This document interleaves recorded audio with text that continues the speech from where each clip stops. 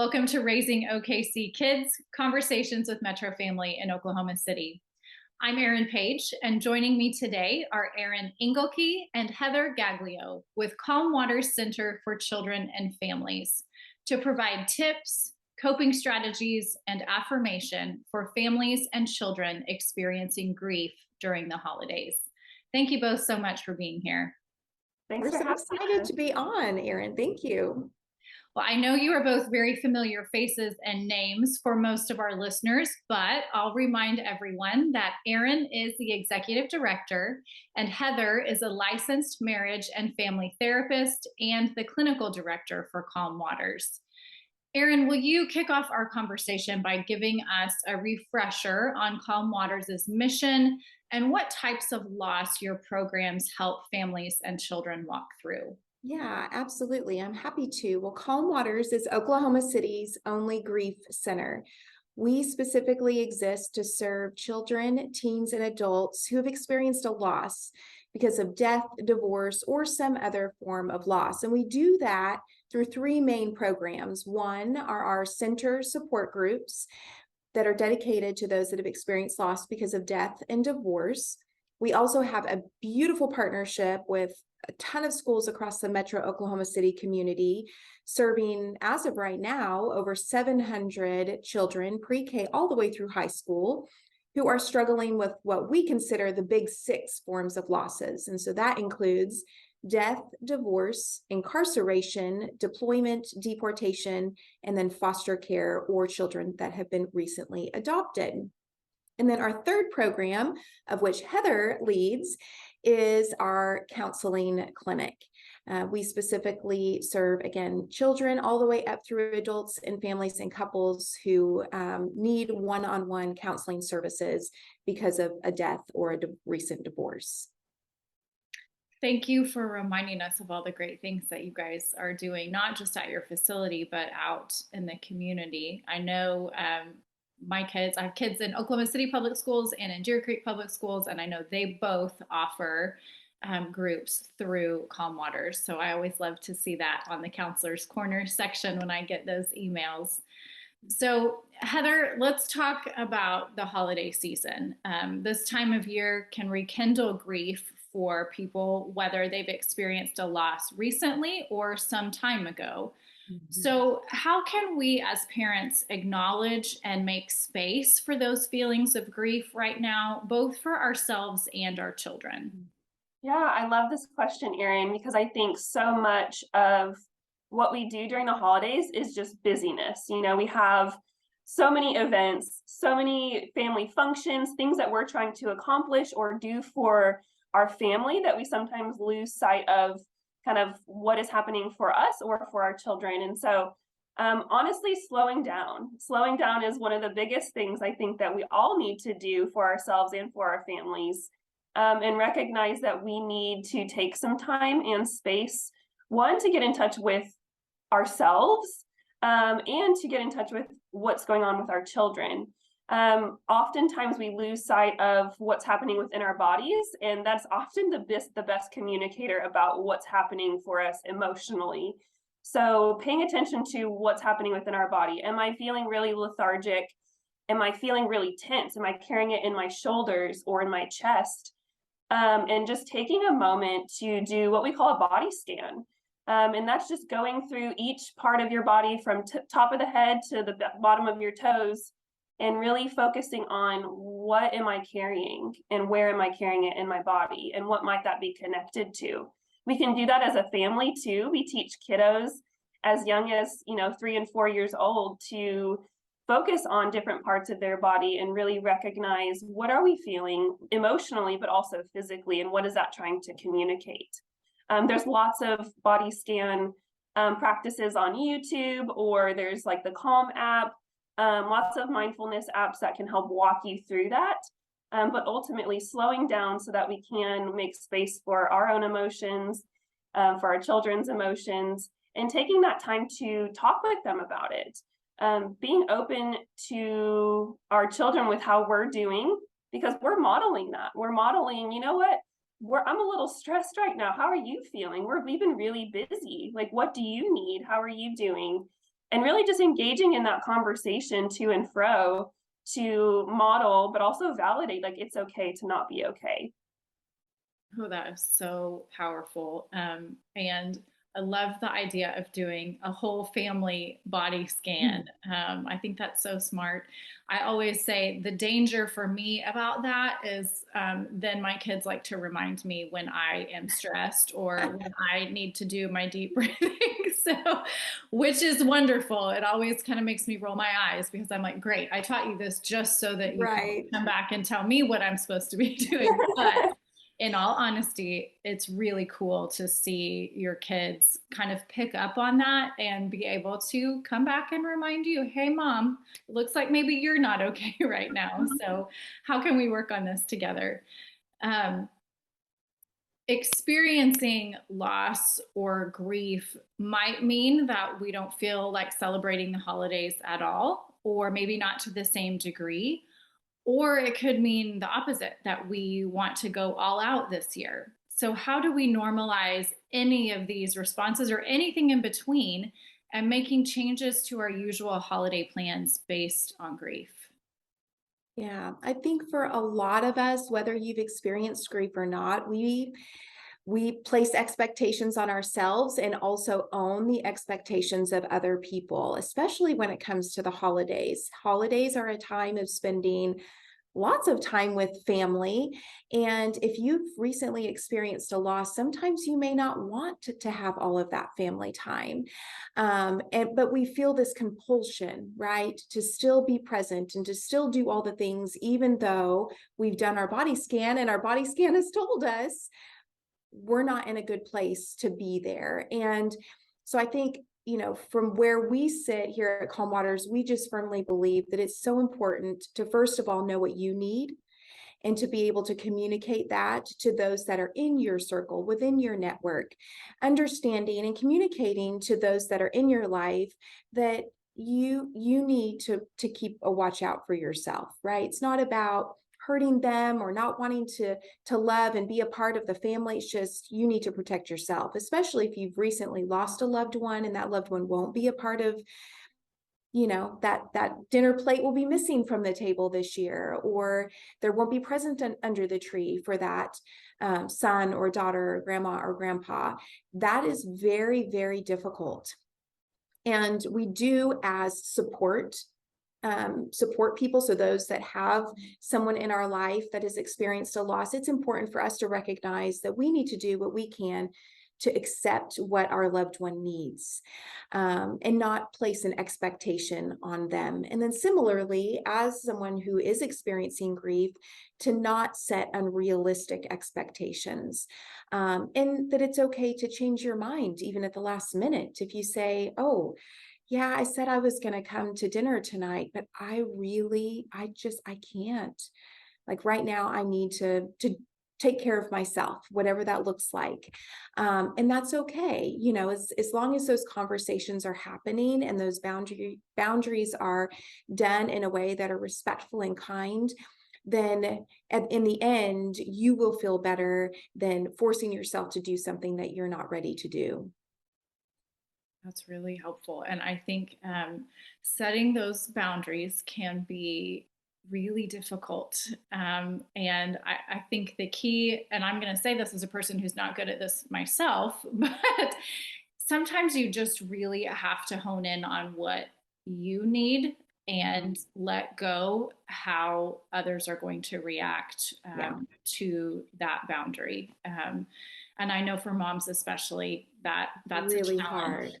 Yeah. Um, And I think sometimes letting go, because we are just, I think by nature, sometimes people pleasers and we don't want to disappoint others. But ultimately, we are no good to anybody if we're not in a good place.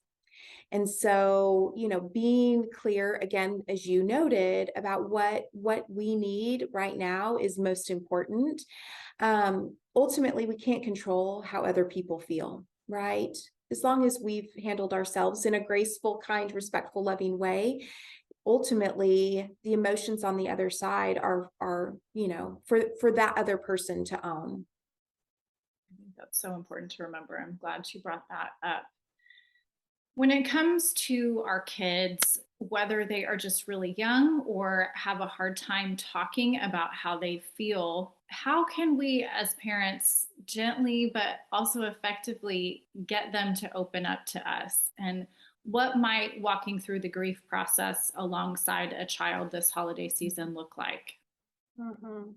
Yeah, so at Calm Waters, we talk a lot about emotion coaching, which is an evidence-based practice that John Gottman developed. There's a book called Raising an Emotionally Intelligent Child, which we love, highly recommend, but it walks parents through steps of how to help their children with their feelings.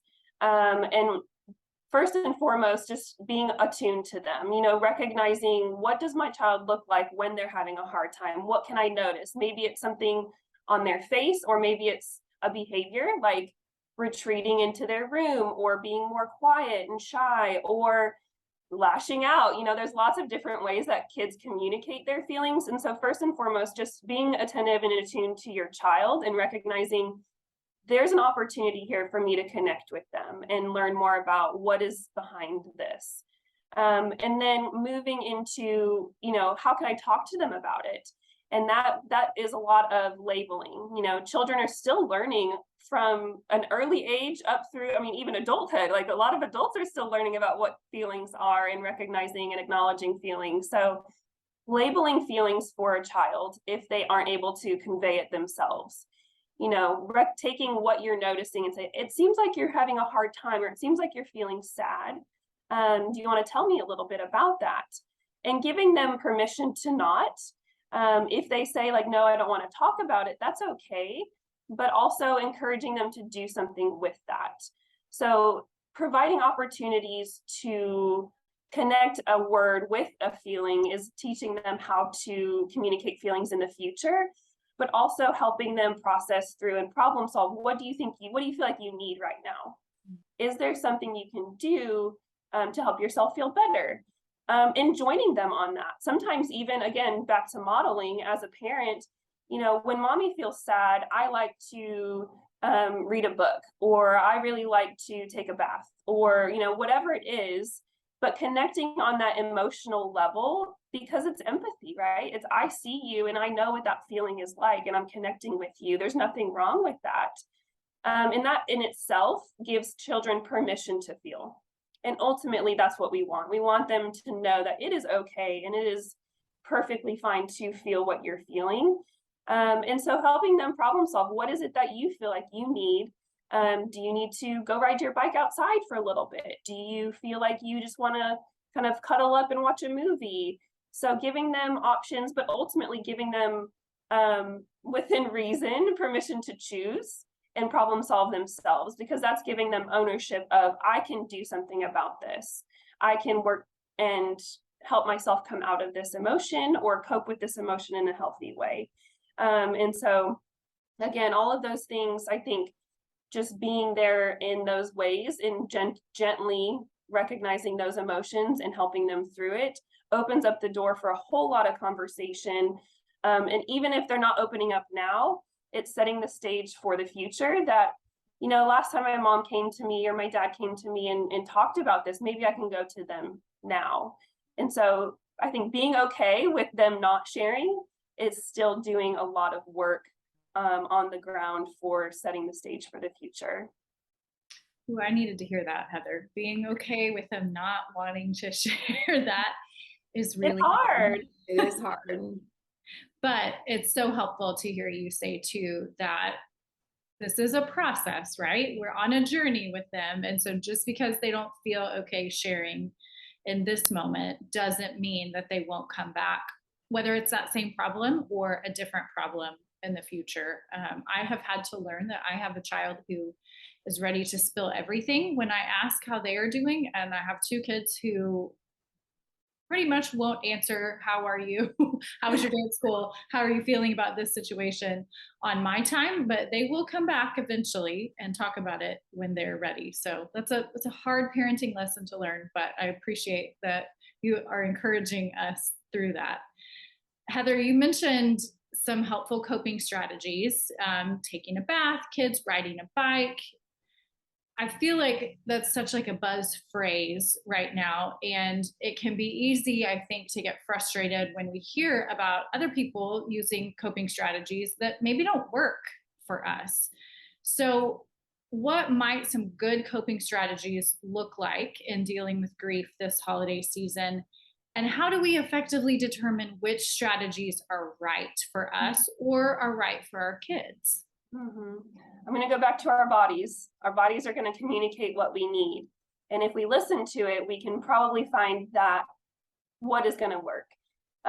Even with children. So if you are feeling that tension in your body, that's your body saying, I need to do something with this. I need to get rid of this tension. Well, sitting around and maybe taking a bath is not going to necessarily get rid of that tension. We need to move those muscles. And so doing something active. And that doesn't mean going to the gym and doing a hard workout. That's not for everyone. And sometimes that's more harm than good for some people. But that can be something as simple as what we call progressive muscle relaxation, tensing and tightening the muscles in a progressive manner. Again, there's a lot of videos that will walk you through it. But doing something physical to release that stress, that cortisol out of the muscles, because until we address that, it is going to sit within our bodies. And so for kids, you might see that they are hitting, kicking, biting, whatever. That is their body telling them, I need to do something with this feeling that I'm having. And so redirecting that into something more positive. Hey, why don't you go try and jump on the trampoline? Like, it's not okay to hit, but try jumping on the trampoline or punching a pillow or kicking your bed or something that is still physical. And sometimes that's hard for parents because oh my gosh, my kid, he's so physical. I don't want him to hurt someone, or he's so aggressive, but that's just what that body needs. And that's a perfectly normal human thing. Conversely, maybe it is slowing down. If my body is feeling tired, I don't need to go pick up and go to the gym for my self-care. I need to rest. I need to take a nap. I need to sleep, maybe do the cuddle up on the couch with a movie. Maybe that's some alone time in a room by myself, just meditating. Meditation and mindfulness has been really big lately. And mindfulness is one of those things that we really encourage because it helps you in that kind of mental state where you feel exhausted or worrying about so many things about the future that it keeps us in the present. And so it's that kind of calm for the mind, similar to how we address other things in the body. Our brain is also a muscle, and we need to make sure we're listening to that too. If I'm spiraling about getting all of these things done and trying to plan for, what ifs that's going to happen potentially in the future, maybe I need to take some time to slow down. And mindfulness is a really good practice for that too. So I don't have a whole lot of here's some perfect things that will help for everyone. But again, listening to your body and recognizing what does it need right now. Does it need a big cry? Does it need a big aggressive, even as adults punching a pillow, we're not too old for that.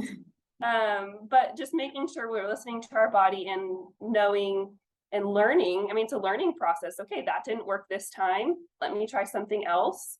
And just trying new things and not giving up. I know that's really hard. And not giving up too soon on one specific tool.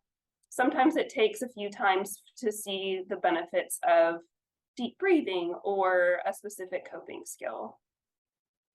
That's really helpful, and kind of takes it back to the foundation of really paying attention to where are the problems in my physical body right now and how can I react to those.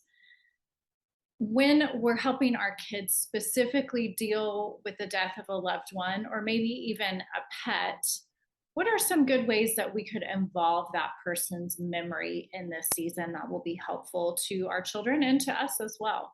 Mm-hmm. First and foremost, I would say talk about it. There's such a tendency to avoid, and so then we're kind of all left just thinking about it individually, and then we feel so isolated and alone that simply just talking about the person or animal that we are missing and opening up the floor for conversation, talking about memories, what's a silly thing that happened What was something funny about them? What was our most favorite thing about that person or animal? Simply sharing, positive memories or even, not so positive memories too, can be really helpful in just us feeling like we are in this together. We're a family. We can rely on each other. We can go to each other. And even though it might look different for each person, that we are still in this as a team. Um, but some other ways is, what was that person's favorite meal? Do we want to include that in our holiday planning? Or do we want to write them a letter or make them a card? Or do an activity that they used to really love? And so just finding creative opportunities that really connect with that person and who they were, to feel connected with them again, because that's one of the hardest times.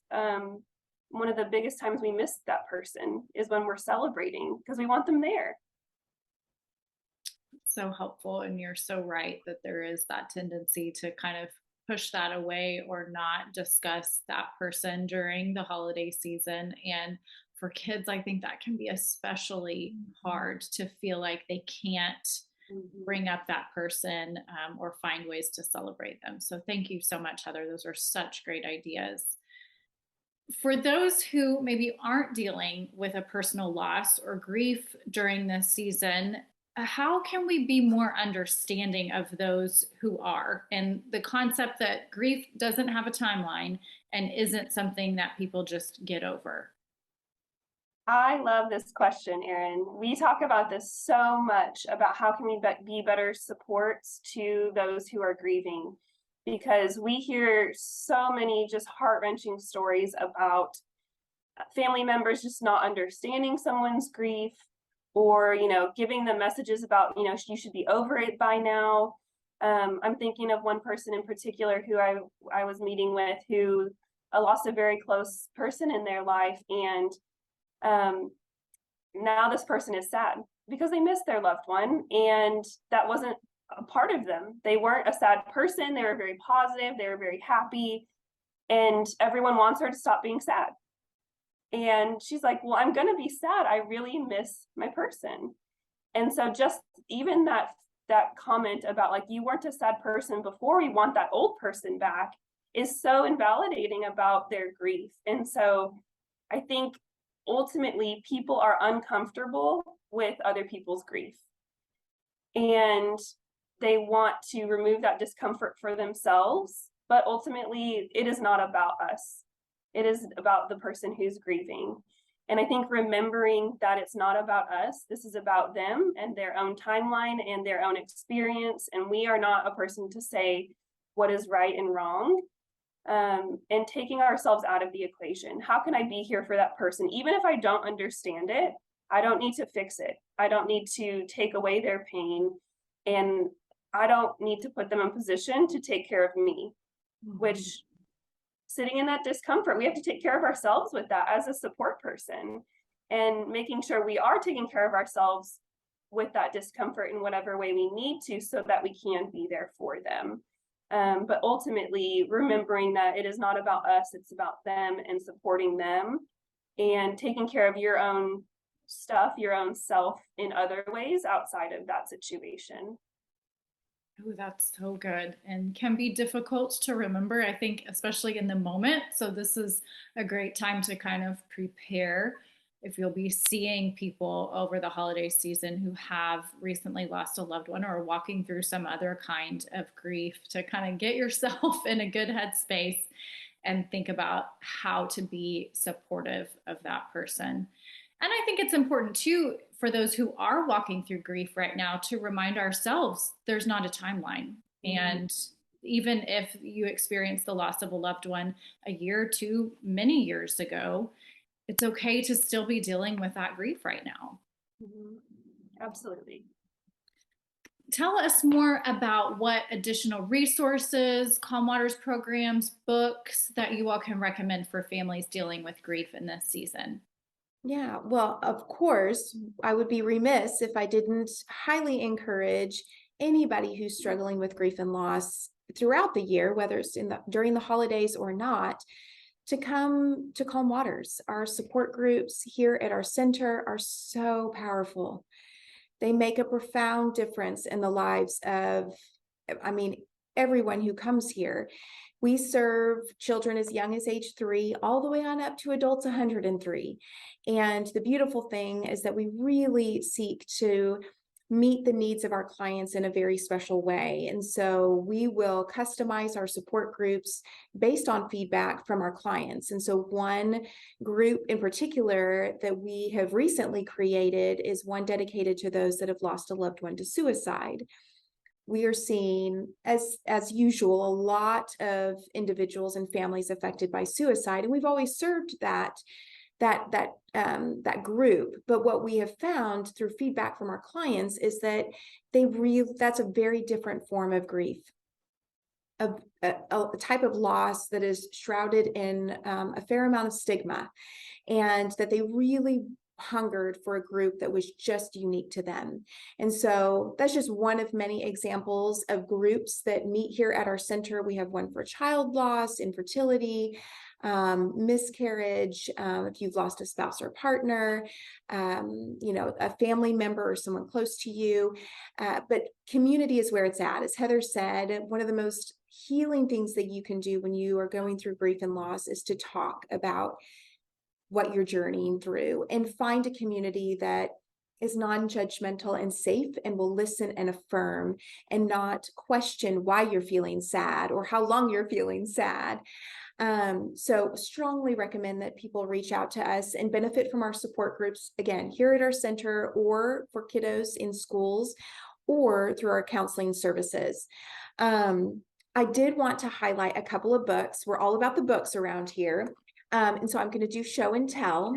You can tell I'm a mom, right? So one of the books that we read together as a team is called It's Okay That You're Not Okay.